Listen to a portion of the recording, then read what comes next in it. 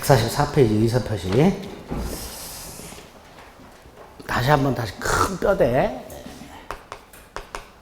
민법 총칙을 보고 있죠. 총칙. 그 총칙 내용 중에서 이제 법률 행위와 관련된 걸 보고 있고요. 법률 행위의 효력 요건을 보고 있죠. 효력 요건 중에서 일반적 효력 요건, 당사자는 능력이 있을 것.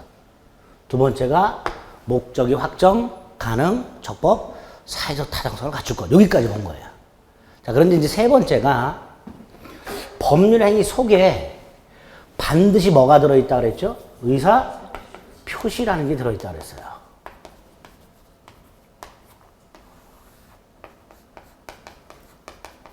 인간의 행위 중에서 의사 표시라는 걸 필수 요소로 하는 행위를 법률 행위라고 부르자라고 약속한 거라 그랬어요. 그래서 법률 행위 속에는 의사 표시가 들어있는데 당연히 이 법률의 목적이 확정, 가능, 적법, 사회적 타당성을 갖췄다 하더라도 여기에 문제가 생기면 법률 행위도 영향을 받겠지요.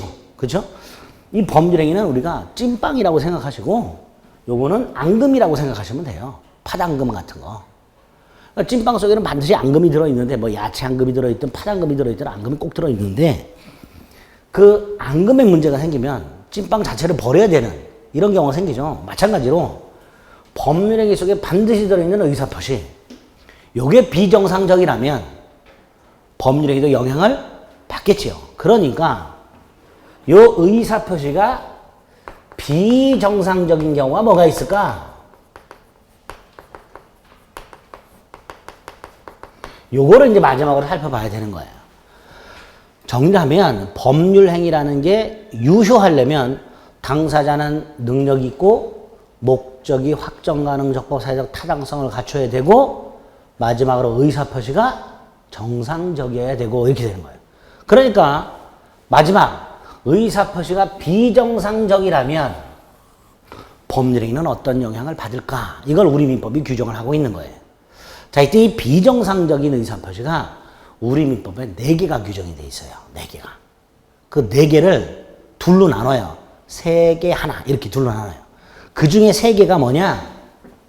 의사하고 표시가 불일치하는 거. 의사하고 표시가 불일치. 이건 간단해요. 여러분들이 집에서 진간장이 똑 떨어졌어요. 그래서 진간장을 사러 가요. 자, 뭘 사러 가요? 진간장. 그러니까 의사가 뭐예요? 진간장.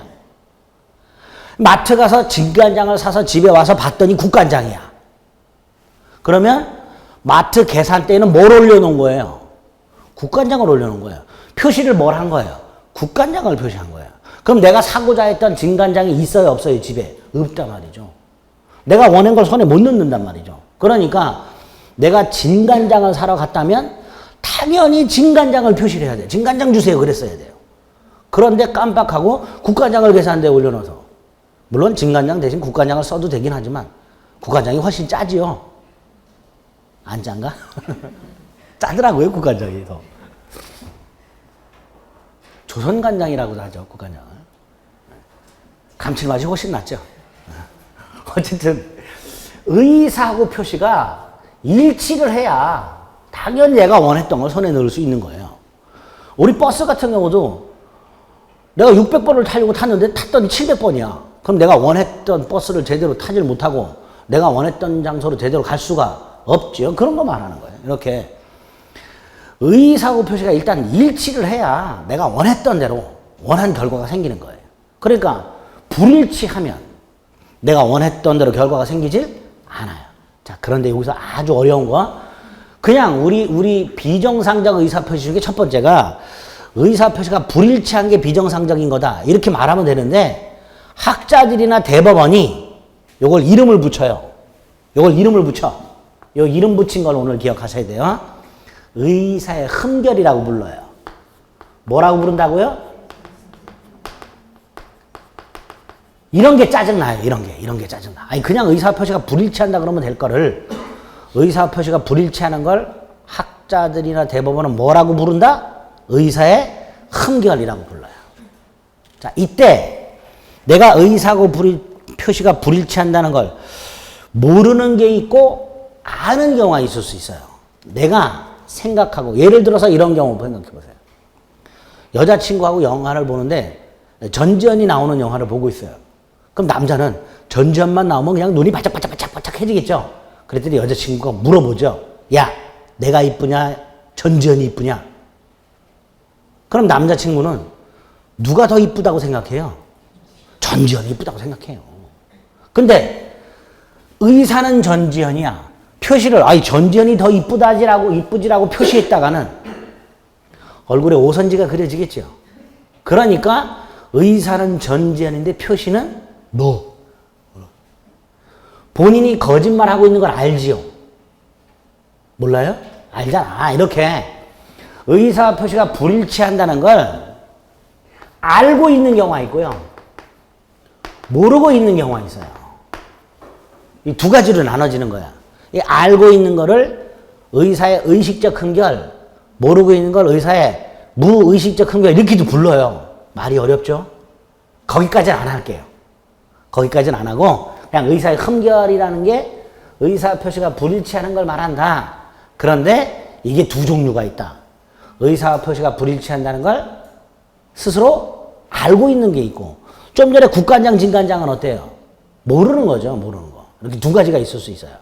자, 이때 요 알고 있는 게 두 개가 있어요. 107조. 요거를 진의 아닌 의사 표시, 줄여서 비진의 표시라고 해요.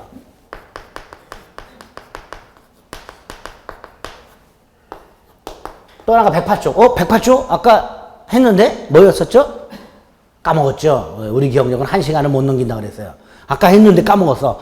통정 허위 표시. 그렇죠? 줄여서 허위 표시라고 해요.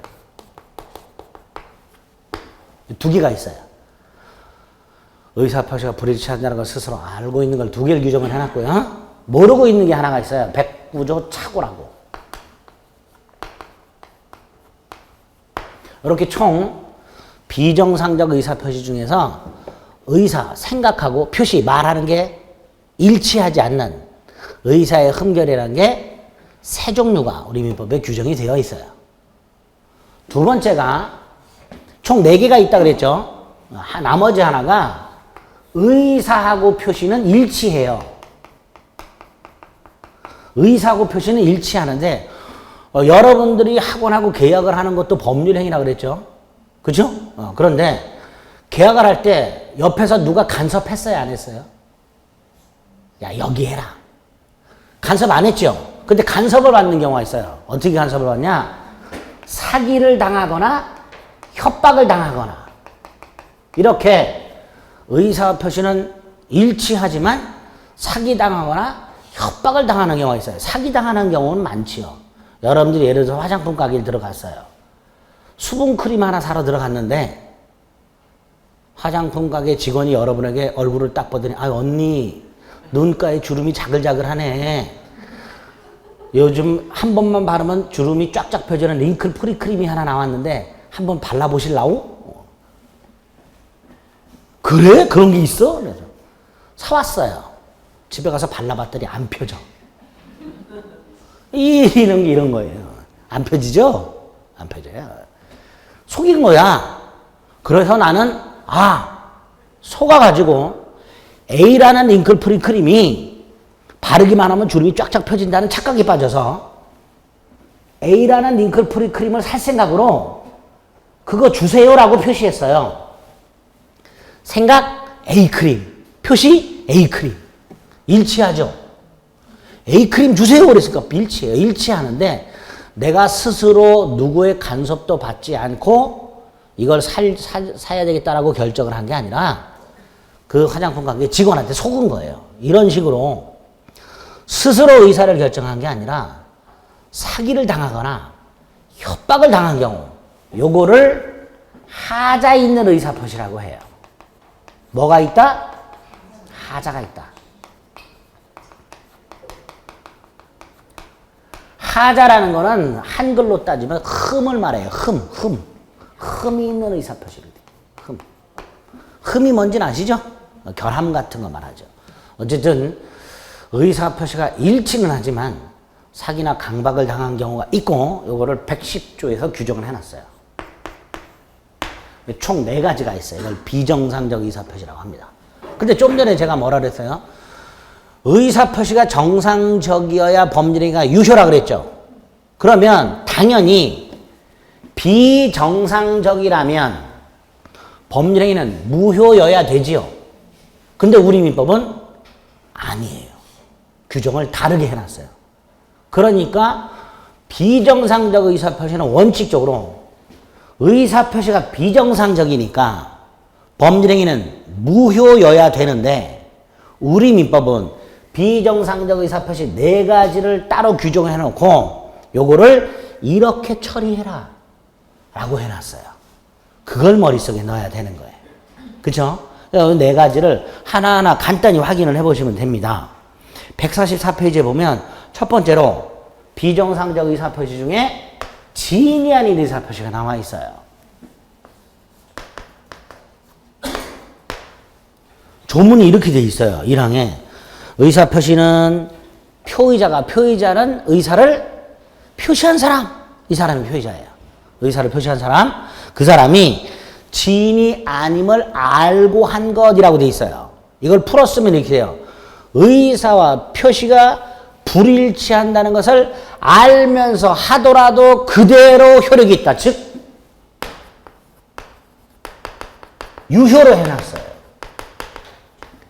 자, 아까 전지현으로 돌아가 볼게요. 갑이 생각은 전지현이에요. 아, 이거 실명 쓰면 안 되겠죠? 촬영하고 있는데. 아, 누구라고 써야 될까? 전땡땡 이렇게 해야 돼요. 전지땡땡땡이라고 해요. 전지땡. 생각은 전지현이 이쁘다고 생각하고 있어요. 그런데 표시는 너 그랬어요. 불일치하죠? 갑이 안다 모른다. 알지요. 자기는 생각은 전지현이 이쁘다고 생각하고 있지만 말은 네가 이쁘다고 말해요. 이때 이 말을 들은 을 기분 좋죠? 네가 이쁘다는 말이 효력이 생겨요. 그래서 우리 밥도 사주고 술도 사주고 그래요. 고맙다고. 이게 유효한 거예요. 이런 식으로 거짓말을 했다 하더라도 일단은 효력이 있는 거예요. 어떻게? 표시한 대로. 뭐 한 대로? 표시한 대로. 우리 늑대가 나타났다도 한번 생각해 보세요. 양치기 소년. 실제는 늑대는 없어. 없는데 늑대는 없는데 나타났다고 거짓말을 했어. 효과가 있지요. 사람들이 도망가요. 이게 107조 1항 원칙이에요. 표시한 대로 그대로 효력이 있다. 그러면 제가 얘는 이걸 들었는데 판례가 있어요. 대법원 판례가. 요건 대법원 판례 약자입니다. 약자. 거짓 사직서 제출. 회사와 연봉 협상을 하는데 근로자가 자신은 회사에 꼭 필요하기 때문에 내가 연봉을 높게 불러도 당연히 회사는 받아줄 것이다 라고 생각하고 연봉을 높게 불렀더니 안 받아줘. 그래서 거짓으로 사직서를 제출해. 자, 거짓으로 사직서를 제출한다는 건 이런 거예요. 회사를 그만둘 생각 있어요? 없어요? 없지요? 사직할 생각은 없어요. 그런데 표시는 사직서를 내요. 의사표시가 불일치하죠? 그 다음에 사직서를 내는 갑은 본인의 사직의 의사가 없음. 그런데 사직서를 냈어. 불일치. 알아요? 몰라요? 알지요. 그죠? 그런데 회사가 사직서를 받아버려요. 그럼 갑은 어떻게 해야 돼요? 짐 싸야 되죠. 왜? 그대로 효력이 있다. 그대로 효력이 있다. 이게 107조 1항의 뜻이에요. 의사표시가 불일치한다는 것을 일단 알면서 표시하더라도 표시한 대로 그대로 효력이 있다. 이렇게 되는 거예요. 그런데 예외가 중요해요. 그러나 이렇게 돼 있어요. 상대방이 표의자의 지인이 아님을 알았거나 알 수 있었을 경우에는 무효로 한다. 이렇게 돼 있죠. 자, 요 지문 속에, 요 조문 속에 앞으로 여러분들이 공부하셔야 될 어려운 개념이 아주 많이 들어있어요. 그거를 좀 천천히 설명을 드리겠습니다. 원칙은 유효하다 그랬어요. 그런데 상대방이, 을이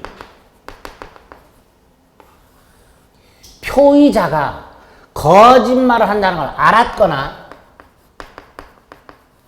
알 수 있었을 경우 그러면 무효가 된다 이렇게 돼 있어요. 생각해 보세요. 갑이 전전이 이쁘다고 생각하지만 너라고 말했는데 을은 이미 갑의 얼굴을 딱 보고 갑의 얼굴이 일그러져 있어. 말을 할 때. 그러니까 이 자식이 거짓말을 하네. 이런 걸 알았어. 그러면 긋지요. 갑이 네가 이쁘다고 말한 게 효력이 있어요, 없어요? 없어요. 얼굴 긁혀요. 그런 의미예요. 그럼 이 경우에도 보세요. 갑이 사직의 의사 없이 사직서를 냈는데 만우절이야. 부장님 놀리려고 이렇게 썼어. 부장님도 알아. 그럼 부장님은 사직서를 어떻게 해요? 찢어버리죠. 사직 효과가 있어요, 없어요? 없단 말이죠. 즉 표시는 무효가 된다. 이렇게 되어 있어요. 그게 107조 1항의 뜻이에요. 자, 이때 첫째, 앞에 있는 거 문장이 두 가지죠.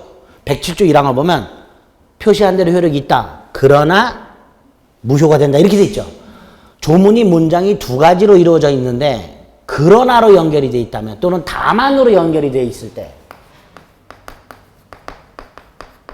이렇게 연결이 돼 있을 때 앞에 있는 조문을 본문이라고 불러요. 본문. 그러나 뒤에 있는 걸 단서라고 불러요. 107조 1항은 107조 1항 본문하고 107조 1항 단서로 나눠져 있어요. 우리 시험에 지문 중에 제 107조 제1항 단서라고만 출제가 된 적이 있어요. 그럼 107조 1항 단서가 뭔지를 알고 있어야 지문이 풀려요. 그렇죠?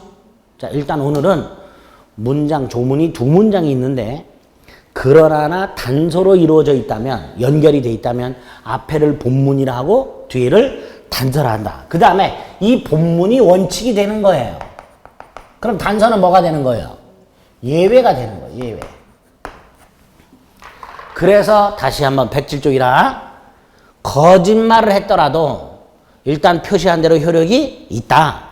그러나 상대방이 거짓말이라는 걸 알았거나 알 수 있었을 때는 무효가 된다. 이렇게 됩니다. 앞에 걸 본문, 뒤에 걸 단서한다. 그래서 거짓 사직서로 돌아오면 사직의 의사 없이 사직서를 제출한 경우 원칙 사직서 제출은 유효하기 때문에 짐 싸야 된다. 그러나 회사가 거짓 사직서라는 걸 알았거나 알 수 있었다면 사직서 제출은 무효가 된다. 이렇게 되는 거예요. 됐죠? 두 번째가 알았다. 요거를 민법에서는 악의라고 해요. 악의.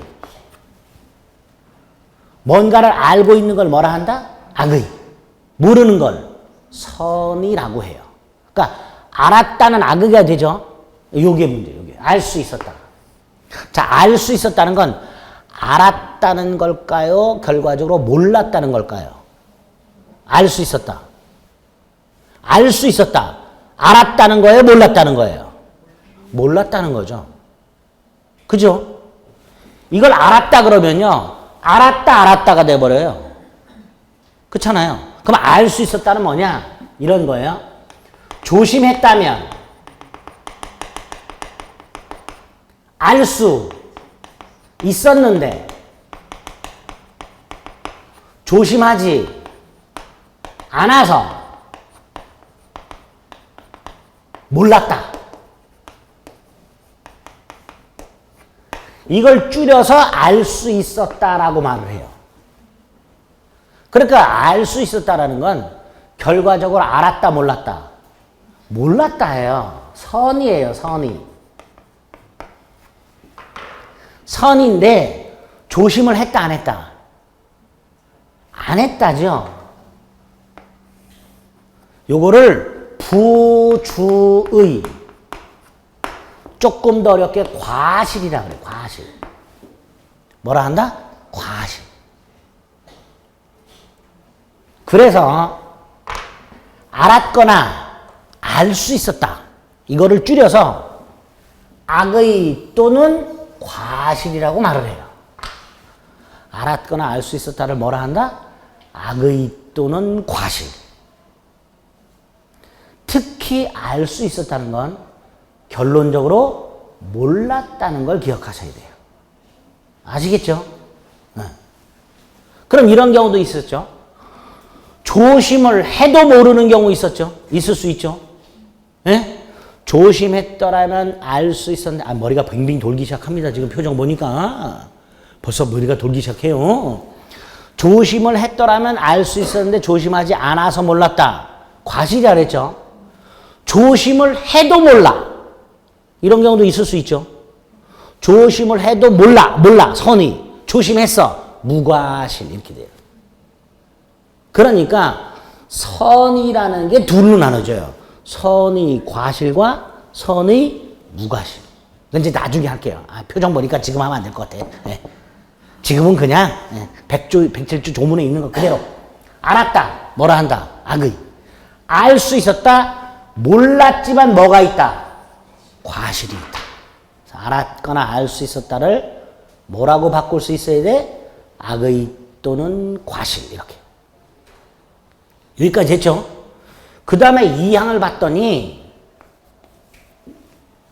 전항의 무효는 선의의 제3자에게 대항하지 못한다. 이게 문제.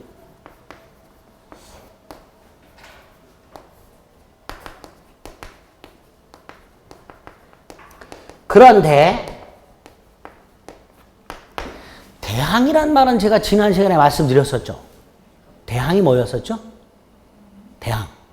대항력 이런 거 한번 말씀드렸었는데 주장이래. 주장. 대항을 뭐라 한다? 주장. 선의 제3자에게는 뭘 못한다? 주장을 못한다. 이렇게 돼요. 선의 제3자.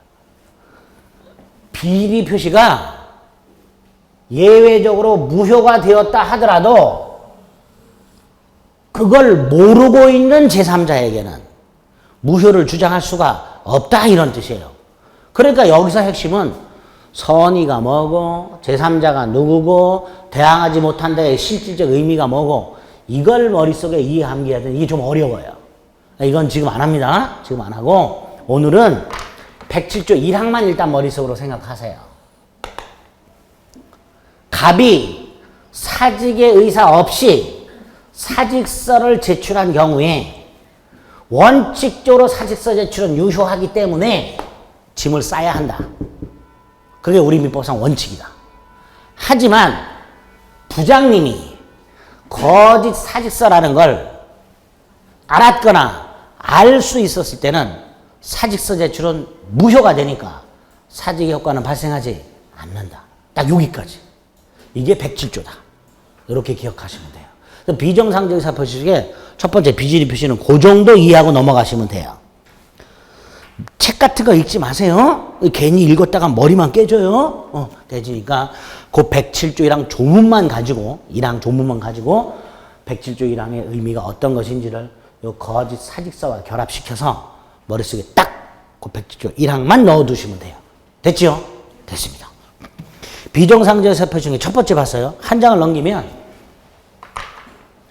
허위 표시가 나와요.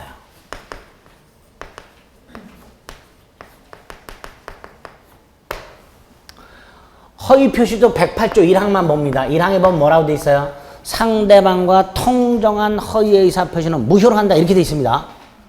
이때 통정이란 건 우리 그냥 사전적인 의미로는 정을 통한다는 뜻이죠. 그죠? 정을 통한다 그러면 약간 좀 이상한 느낌이 들지요. 뉘앙스가. 법적으로는 통정이란 건 그런 뉘앙스가 아니고요. 통모, 양해, 합의. 조금 더 쉽게 말하면 짜고 이런 뜻이에요. 짜고. 자, 요거는 조문만 가지고는 납득하기 어렵습니다. 사례를 통해서 이해를 좀 하실 필요가 있어요. 아까 말씀드렸었죠, 하나? 뭐가 있었죠? 가장매매. 갑이라는 자가 채권자 병으로부터 1억을 빌렸는데 돈을 안 갖고 있어요. 그래서 채권자가 갑이 갖고 있는 101호를 강제 경매를 넣으려고 그래요. 강제 집행. 안 되겠다. 갑이 재산을 빼돌려야 되겠다. 친구를 불러요. 매매를 가장합니다.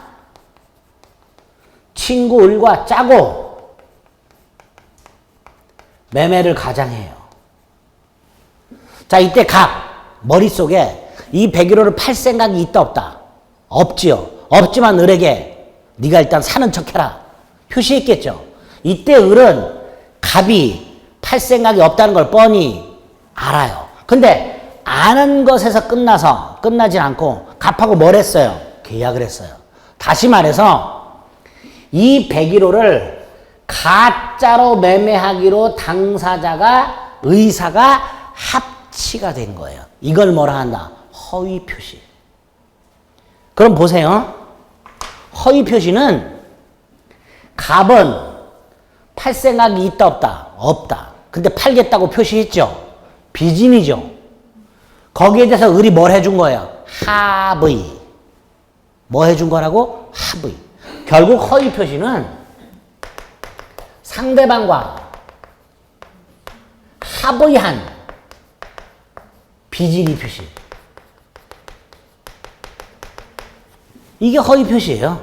쉽게 말하면 상대방과 합의를 한 비진이 표시. 그런데 아까 뭐라 그랬어요? 비진이 표시는 원칙 유효라 그랬죠. 근데 상대방이 알았거나 알 수 있었다면 무효라 그랬죠. 근데 이거는 상대방이 알면서 플러스 뭐까지 해줬어요? 합의까지 해줬어요. 그러니까 당연히 허위 표시는 뭐가 되는 거예요? 무효가 될 수밖에 없는 거예요. 그래서 108조 1항에서 상대방과 통정한 허위 의사 표시는 무효가 된다 이렇게 되는 거예요. 잘 생각해 보세요. 갑이 비진이 표시됐어. 상대방이 갑의 비진이란 걸 알아. 알기만 해도 무효인데 얘는 뭐까지 해줬어? 합의까지 했으니까 더 무효죠. 근데 더 무효는 없어. 그러니까 그냥 무효 이렇게 돼요. 그냥 무효. 무효가 됐으니까 아까 107조 2항하고 똑같이 108조 2항에도 뭐가 나와 있어요? 선의의 제3자에게 대항하지 못한다. 이 말이 나와 있어요. 자, 그러면 이걸 가지고 선의의 제3자에게 대항하지 못한다까지 이해를 좀 해보겠습니다. 갑이 실제로 101호를 팔 생각이 없음에도 불구하고 을에게 팔겠다고 표시, 갑의 비진이. 을이 합의해줬어요. 을과 합의한 비진이 표시니까 가장매매는 무효죠. 가장매매는 무효라 그랬어요. 무효니까 을은 대금을 지급할 필요가 없고 갑은 등기를 넘겨줄 필요가 없는데 갑은 지금 병의 강제집행을 피하려면 등기를 을에게 넘겨줘야 되죠. 넘겨줘요. 그래서 101호 등기부를 떼어보면 소유자가 누구로 등기가 돼 있어요? 을로 등기가 돼 있어요. 그런데 이 등기도 무효가 돼요. 등기도 뭐가 된다고요? 무효가 돼요.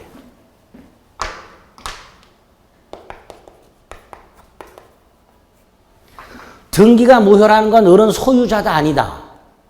아니라는 거예요. 을은 소유자가 아니라는 거예요. 예?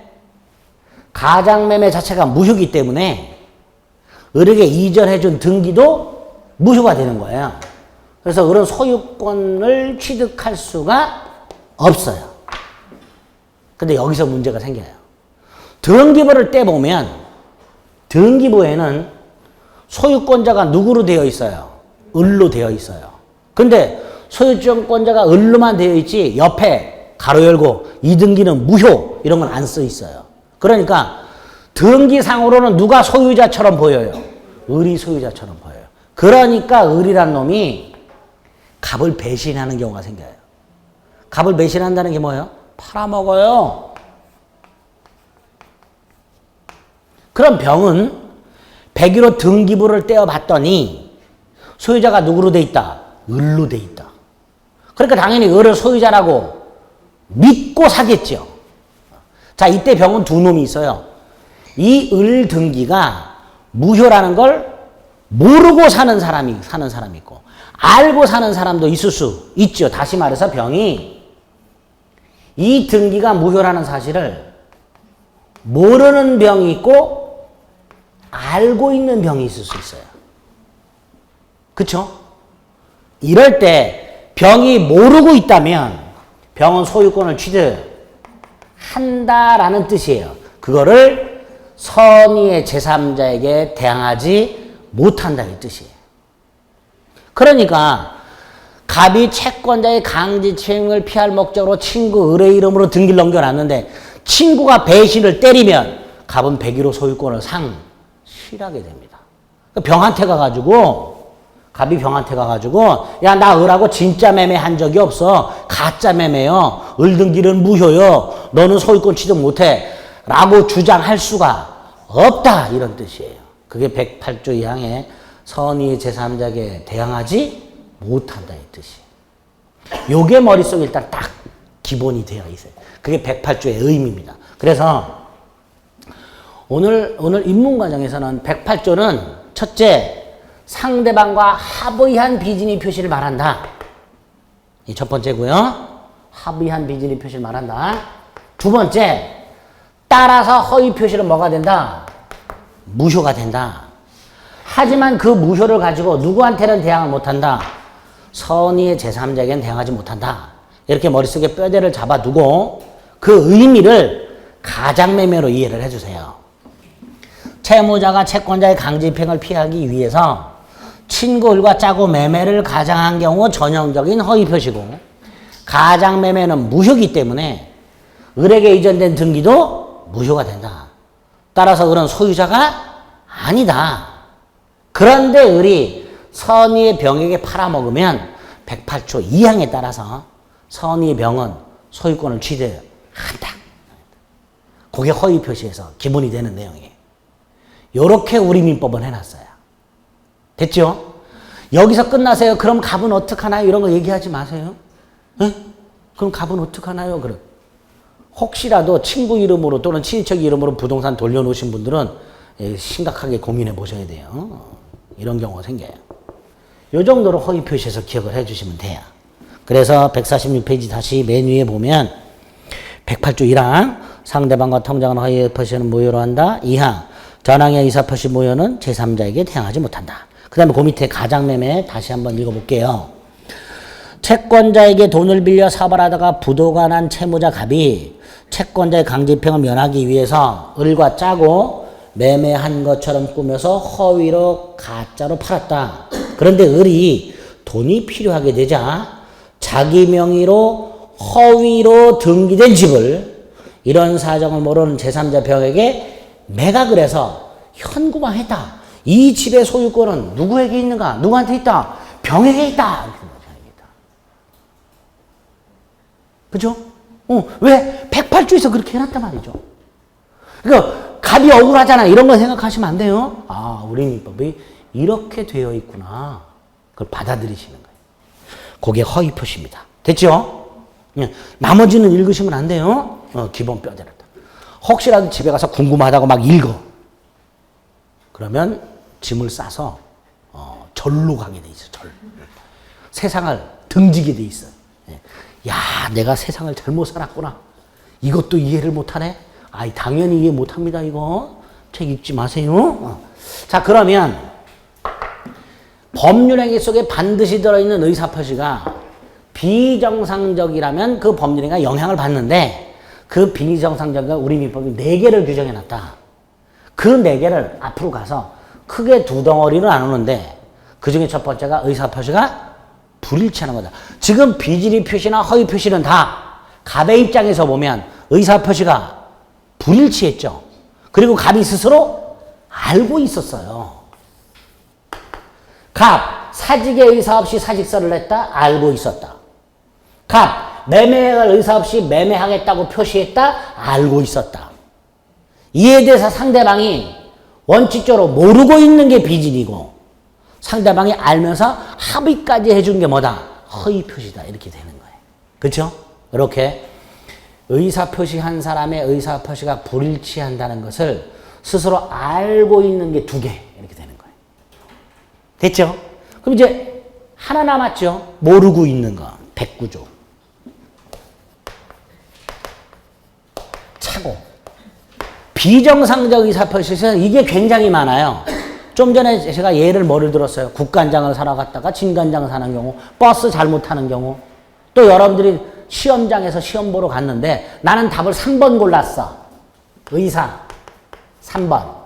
근데 답안지에 몇 번으로 표시해? 4번. 답은 3번 골랐는데 여러분들 모의고사에서도 이런 실수하시는 분들 많아요. 답은 3번 골랐어. 그럼 마킹을 몇 번에다 해야 돼? 3번. 그죠? 생각 몇 번이라고 생각해? 3번. 근데 나중에 성적표가 나왔는데 내가 채점한 것보다 점수가 낮아. 답안지를 확인해 봤더니 4번에 마킹이 뚝 돼 있어. 이거 뭐예요? 생각은 몇 번? 3번. 마킹은 몇 번? 4번. 알았다 몰랐다? 몰랐지요. 모르고 이렇게 했다. 알고 이렇게 했다면 떨어지겠다는 거죠. 모르고 한 거예요. 모르고. 이런 게 뭐예요? 착오예요. 착오. 이렇게 착오는 의사와 표시가 불일치해. 그 불일치를 의사 표시한 사람이 안다 모른다. 모른다. 이게 민법의 착오예요. 의사와 표시가 불일치한다는 걸 의사 표시한 사람이 안다 모른다. 그런데 이거를 우리 민법이 뭐라고 규정해 놨냐면 백구조 1항에서 취소할 수 있도록 해놨어요. 뭐 할 수 있도록 해놨다고요? 취소. 자, 취소할 수 있다는 건 일단은 표시한 대로 유효한 거야. 유효. 그러니까 이게 유효한 거야. 나는 떨어진 거야. 4번 표시가 유효한 거예요. 그런데 뭐 할 수 있도록 해놨다? 취소를 할 수 있도록 해놨어요. 취소를 하면 처음부터 무효가 돼요. 취소하면 언제부터 무효가 된다고요? 처음부터 이게 무효가 되는 거예요. 처음부터. 그런데 잘 생각해 보세요. 착오가 있다 해서 무조건 취소할 수 있도록 해놓으면 시험 떨어질 분들 아무도 없죠. 나중에 떨어지고 나서 가가지고 다 착오 취소할 거예요. 아유, 나는 이거 3번으로 생각했는데 4번으로 잘못 마킹했다고 나 취소할란다. 그러면 안 되겠죠. 그래서 착오에 의한 의사표시는 취소할 수 있도록 해놨는데 착오가 있다 해서 무조건 취소할 수 있는 게 아니에요. 거기에 뭐라고 돼 있어요? 중요 부분에 착오가 있을 때 취소할 수 있다 이렇게 나왔어요.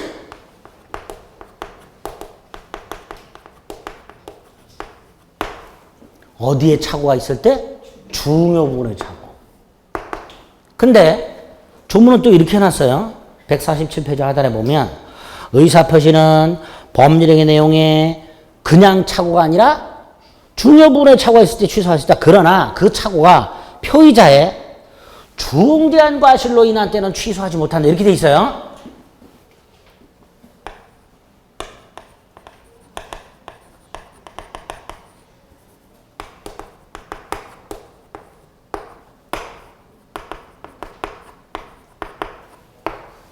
자, 그러면 여기 보세요.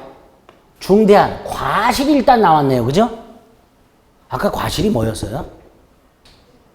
네, 한 20분 전에 했죠. 까먹었죠? 1시간 못 넘긴다니까. 과실이 뭐랬어요? 조심했다면 알 수 있었는데 조심하지 않아서 몰랐다가 과실이죠. 왜 과실이 여기 나올까요? 모르고 있으니까. 본인이 3번이라고 생각하고 있지만 4번이라고 표시한 걸 모르고 있단 말이에요. 그런데 조심했더라면 알 수 있었겠죠. 근데 조심하지 않았으니까 과실이 있는 거예요. 그런데 그 과실이 그냥 과실이 아니라 중대한 과실이에요. 이게 또 어려워요. 굉장히 어려우니까 이건 나중에 할 건데 정리하면 우리 민법은 의사 표시가 불일치하고 그 불일치를 모르고 있었다 하더라도 일단 표시한 대로 유효하되 단 취소할 수 있도록 해놨다. 다만 착오가 있다 해서 무조건 취소할 수 있는 게 아니고 취소하려면 일단 착오가 있어야 되고 플러스 두 가지 요건. 중요 부분 착오가 있어야 되고 중대한 과실이 없어야. 중요 부분에 착오여야 되고 중대한 과실이 없어야 취소할 수 있다. 이렇게 해놓은 거예요. 그런데 백구조를 아무리 읽어봐도 중요 부분인지 아닌지 중대한 과실인지 아닌지에 대한 기준이 있어요 없어요? 없어요. 그러니까 요거 가지고 싸워요. 요거 가지고 싸워요. 예를 들어서 얘만 하나 들어볼게요. 요거와 관련해서 듣기만 하세요. 갑, 을. 갑이 100평짜리 땅을 갖고 있는데 100평짜리 땅을 갖고 있으니까 당연히 을은 평당 얼마 곱하기 100 해서 100평 값을 주고 사겠죠. 그죠? 그런데 나중에 100평 값을 주고 샀는데 사고 나서 건물 지려고 청약을 했더니 70평밖에 안 돼요.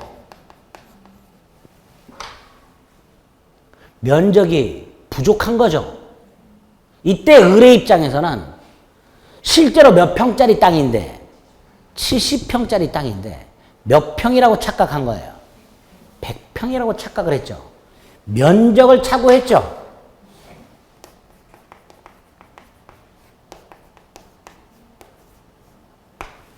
을의 입장에서는 물론 이제 공부상으로는 100평이라고 되어 있었을 거예요. 그러니까 착각을 했겠지. 그죠?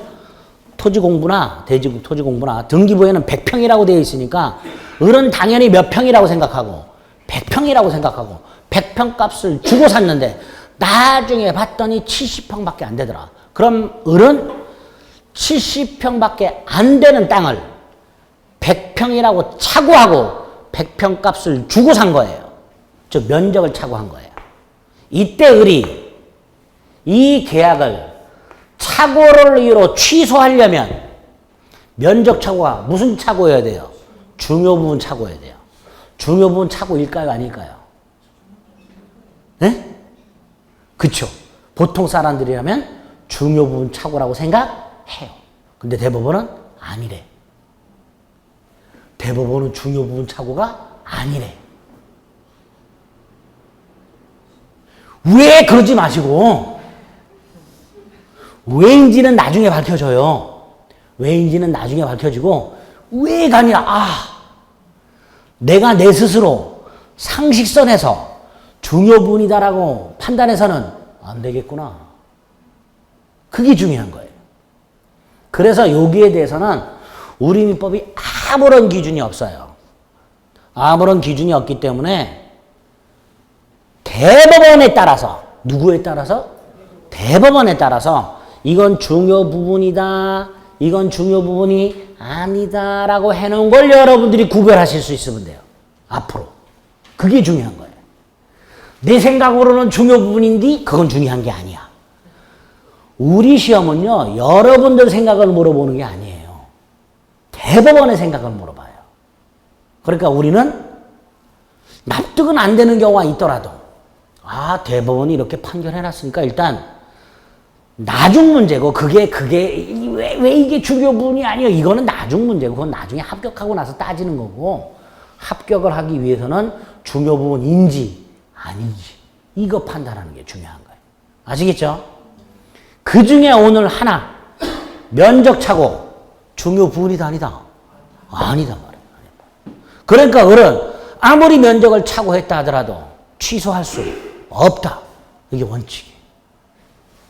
또 하나가 중요 부분에 착오라 하더라도 중대한 과실이 있으면 취소할 수 없다 그랬죠. 이 중대한 과실도 기준이 없어요. 그러니까 여기서도 다툼이 생겨요. 중대한 과실이 있냐 없냐 가지고 또 싸워요 당사자가. 그럼 또 대법원 가겠죠. 그럼 대법원이 이건 중대한 과실이 있다. 중대한 과실이 없다. 이렇게 판결하겠죠. 예를 들어서 내가 공장을 지려고 땅을 하나 샀는데 나중에 봤더니 이 땅이 공장을 지을 수 없는 땅이야. 그럼 나는 공장을 지을 수 없는 땅을 지을 수 있다고 착오하고 샀지요. 중요 부분 이래요. 문제가 이게 있느냐 없느냐예요. 그런데 공장을 짓고자 땅을 사는 사람은 땅 사기 전에 그 땅에 공장을 지을 수 있는지를 관할관청에서 물어봐야 돼요? 안 물어봐야 돼요? 물어봐야죠. 근데 안 물어보고 당연히 지을 수 있다고 착각하고 샀어요. 우리 대법원 너 관할관청 가서 물어봤더라면 공장을 지을 수 없다는 걸 알 수 있었을 텐데 물어보지 않아서 몰랐다. 뭐가 있다? 과실이 있다. 그 과실은 중대한 거다. 따라서 너는 취소할 수가 없다. 이게 판례예요.